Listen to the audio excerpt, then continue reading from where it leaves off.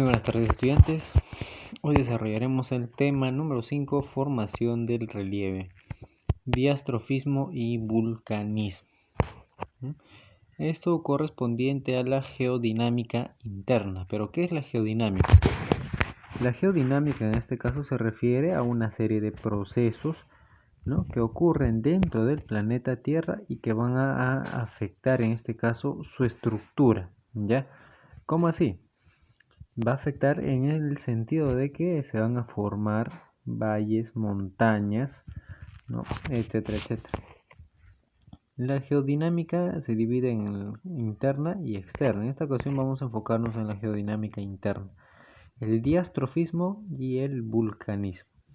Cuando hablamos del diastrofismo, en este caso vamos a encontrar dos términos, ¿no?, orogénesis y epirogénesis. Orogénesis netamente se refiere a la formación de fallas geológicas, al plegamiento y formación de montañas, cordilleras. Epirogénesis necesariamente se refiere a la formación de los continentes o la desaparición también de los continentes. El vulcanismo está relacionado en este caso con la formación de relieves, o sea, montañas, valles, pero que le van a corresponder a explosiones volcánicas. Las características importantes de la geodinámica interna es que van a actuar bajo la corteza terrestre y en contra de la gravedad, y este va a ser un agente constructor del relieve porque va a formar montañas, etcétera, etcétera, ¿no?, valles.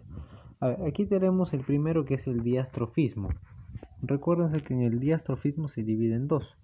Empecemos con el orogénesis. Orogénesis es ese proceso que va a generar una formación de montañas, ya como estamos observando aquí, por procesos de plegamiento, ¿no? ¿Qué quiere decir el proceso de plegamiento? Que dos fuerzas, ¿no?, una en este caso de este a oeste y la otra en sentido contrario, van a chocar generando, ¿no?, generando pliegues como lo que estamos observando aquí en ambos sentidos, y de esta forma se van a originar montañas, valles, quebradas, cadenas montañosas, etcétera, etcétera, ¿no? Es el flexionamiento que va a sufrir la Tierra. El otro es la falla. La falla en este caso es la ruptura de la corteza terrestre por compresión y poca elasticidad que tienen las rocas. ¿Esto qué va a ocasionar? Va a ocasionar que esta corteza se parta, se divida, ¿ya?, quedando uno en la parte superior y otra en la parte inferior, ¿ya? Entonces, si nos damos cuenta, van a ser dos partes de una corteza, pero en este caso, debido al movimiento terrestre, ¿no?, al movimiento de las placas, se van a romper, ¿ya? Esta vendrían a ser una falla. Ahora, cuando hablamos de epirogénesis, nos estamos refiriendo a un movimiento que va a actuar verticalmente, ya, sobre la corteza y que va a permitir, ojo con esto, la formación de continentes. O también debido a esto se va a dar, pues, no, la desaparición de los continentes.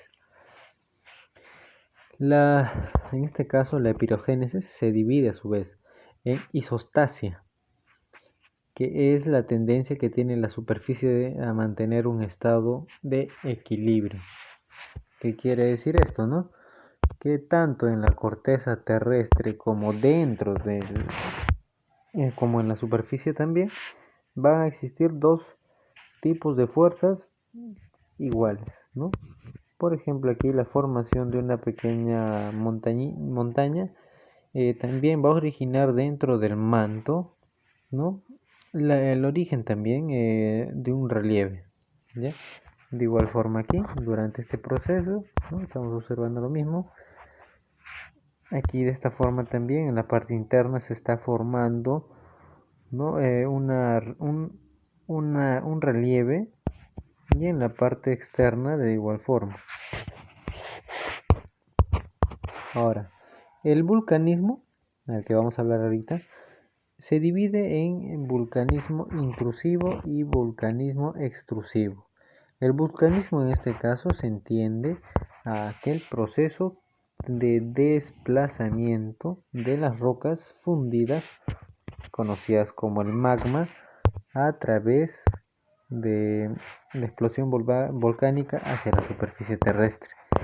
Por ejemplo, tenemos el vulcanismo intrusivo, proceso que va a consistir en la solidificación interna del magma. Esta solidificación se va a dar en las fisuras, las cavidades o en la base de los sistemas montañosos. A ver, ¿como cuáles, no? ¿Qué quiere decir? Que cuando el magma no encuentra una salida, ¿no? Como estamos observando aquí, cuando el magma no va a encontrar una salida, el magma en esos lugares se va a empezar a solidificar, ¿no? Va a pasar de estado líquido a un estado sólido, ¿ya? A un estado sólido.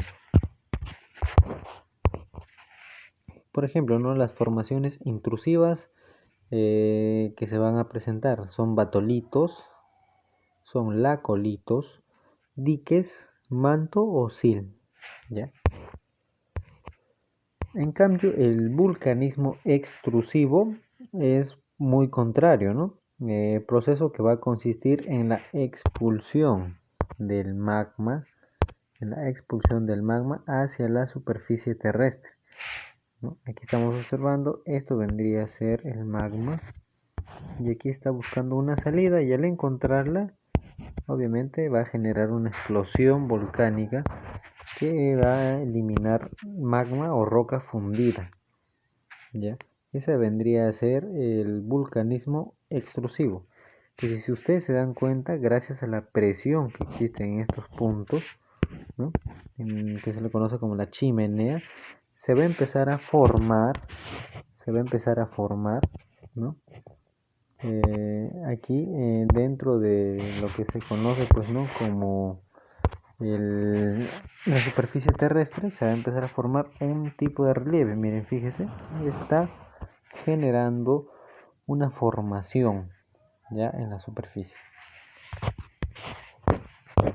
Ahora, los materiales que se va a explotar, que van a expulsar en este caso, debido a este fenómeno, es el magma, es el dióxido de carbono, hidrógeno y helio, y algunos sólidos como cenizas, bombas y lápiz.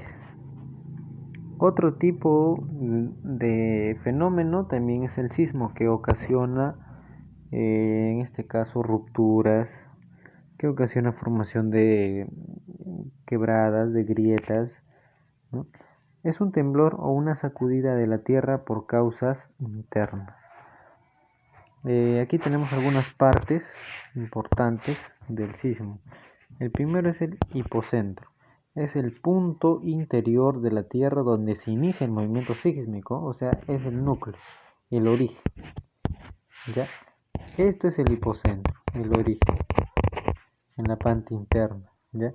En cambio, el epicentro ya es algo muy distinto. En el epicentro vamos a poder observar nosotros netamente cómo se va a formar, o bueno, dónde se va a presentar en este caso el movimiento telúrico, pero en la superficie terrestre, ¿no? Y las ondas sísmicas, en este caso, se dividen en dos, primarias y secundarias. Las primarias se propagan rápidamente y atraviesan el material sólido y el material líquido. Las secundarias se propagan lentamente y atraviesan el material sólido. Estos movimientos se producen por el choque de dos placas tectónicas. ¿Ya? Supongamos que esta es la placa de Nazca y esta es la placa oceánica, ¿no? Son dos placas muy distintas que están viniendo en direcciones contrarias. ¿Ya? Son dos placas, dos enormes bloques de superficie terrestre, que al venir en sentido contrario y al llegar a un momento exacto en el que van a chocar, va a generar unas ondas sísmicas, ¿ya? Esto se le denomina el sismo. Y esto va a formar a su vez montañas, quebradas, ¿no? Etcétera, etcétera. Es una forma de formación, bueno, es una manera en la que se van a formar los relieves. Estos movimientos se producen por el choque de placas tectónicas. La colisión libera energía mientras los materiales de la corteza terrestre se reorganizan para volver a alcanzar el equilibrio mecánico. Ahora vámonos con la práctica. Identifica qué relieve se ha formado y por qué proceso. A ver, por ejemplo, aquí estamos observando el relieve, es una quebrada. ¿Ya? ¿Cuál creen que ha sido el proceso para que se forme este relieve de la quebrada y la sierra? Otro tipo de relieve son las montañas. Otro tipo de relieve vendría a ser en este caso una llanura. Otro es un valle. Entonces, ¿cuáles son los fenómenos que han tenido que actuar en este paisaje para que se puedan formar estas características muy particulares de la geografía?